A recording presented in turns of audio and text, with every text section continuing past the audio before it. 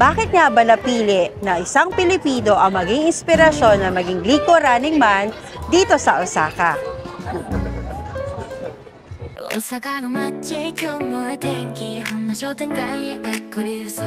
Ang Glico Running Man ay isang simpleng billboard lang noong 1935 para sa commercial ng Glico, ang kumpanyang gumawa ng Pocky at Pretz.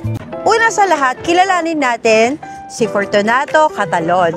Isa siyang magiting na sprinter sa Leyte sa Pilipinas. Mula sa pagiging manlalaro ng baseball, lumipat siya sa sprinting dahil sa kakaibang bilis na nakita sa kanya. Simula high school, ang kanyang likas na bilis ay nagdala sa kanya sa University of Santo Tomas or UST. At hindi nagtagal, naging isa siya sa top athletes sa Asia.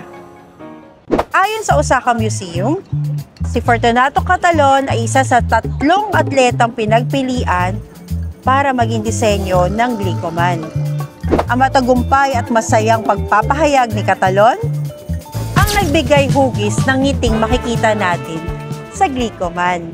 Kasama niya sa inspirasyon si Shizu Kanakuri, binansagang father of marathon running dito sa Japan.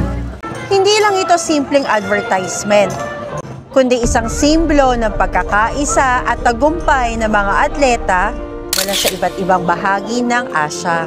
Kaya tuwing makikita mo si Glico sign dito sa Osaka, isang pagpupugay kay Fortunato Catalon, isang Pilipino na naging inspirasyon sa unang bahagi ng kasaysayan. This is Ayumi J, sharing insights and stories.